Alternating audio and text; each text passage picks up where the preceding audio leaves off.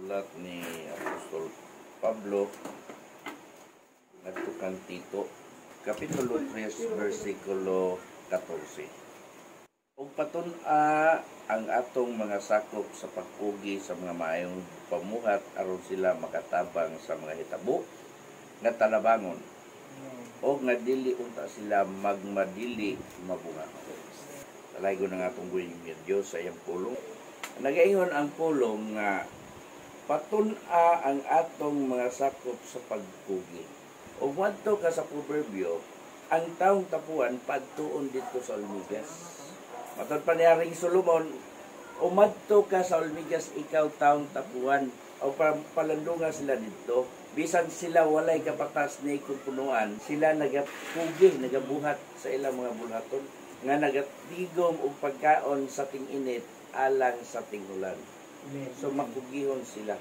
Wa ganiya mo sila kapatas o punuan, kapatas leader o nangulo, wala.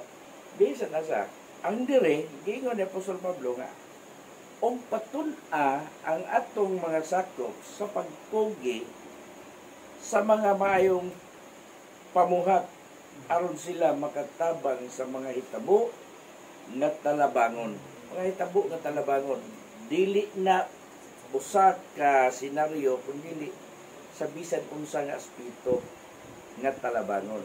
Diha sa mga buluhaton nga iya sa Dios nga gipiyal kanato, sa mga talabangon nga mga buluhaton nga dunay nanginahanglan og tabang nga angay ka makahimo sa pagbuhat niya din, makahimo kas pagtampo nga ikaw mahimong padalangin nga tutuban.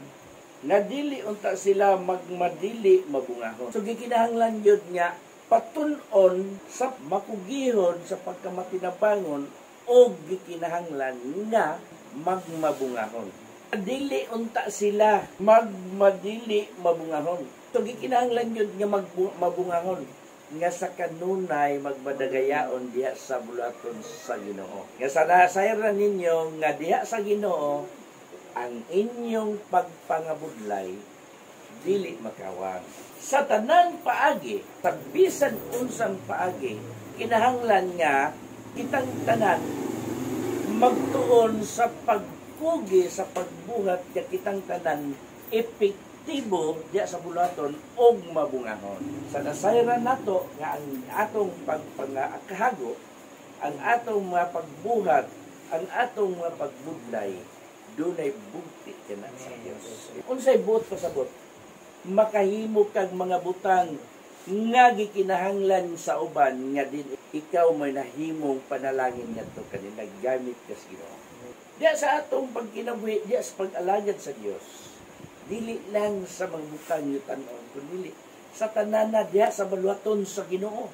Unsay mga buluhaton sa Ginoo? Kumon, alang sa pag-alagad, sa pagsilbi ngadto sa mga balaan, sa pagsilbi ngadto sa mga kaigsuonan, sa pagsilbi ngadto sa Dios ingon nga iyang mga ulipon. Matod pa sa pulong sa Ginoo nga kinsa man ang manggialamon og kapiniyalan nga ulipon nga magadumala sa akong panimalay. Nga magapakaon sa hustong panahon. Matay gingon nga bond servant, wise, faithful and wise servant. Matinud-anon o manggialamon nga ulipon. Doon ay mga dagang example ni Apostol Pablo sa iyang pagministry. Gawas sa iyang pagministry o sa iyang pagkinabuhi, ingon nga nanginabuhi usab siya. Kini akong kamot, mo kini ang nagahulip sa akong kawalan-on. Wala niya gihimo nga siya mahimong makapabugat ngadto sa uban sa iyang ministry nga mo adto siya mga dapit nga wala siya kaila unya doon na siya maabtan gihipaning kamutan gyud niya nga siya dili mahimong kabugat sa tao nga iyang masaktan sa ilang sa panimalay o sa iyang gibuhat. Nagapamuo siya, nagahimo siya mga tulda alang sa iyang paginabuhi o alang sa iyang pag-alagad sa Dios. Iyang gimantala ang maayong balita sa tanang tao nga iyang kahitanglan. Yana ang example sa kinabuhi ni Apostol Pablo. Pero sa ato karon lahit na. Gikinahanglan niya atong paningkamutan. Sahay gani, wala na ta simbahan, matuog pa ta. Nga naman, kapoy. Moingon tong mag-imse. Kinsa katong katugon mo yung email, pero di gusto mo yung email. Di ano, nabali, ang panglipat lang ba?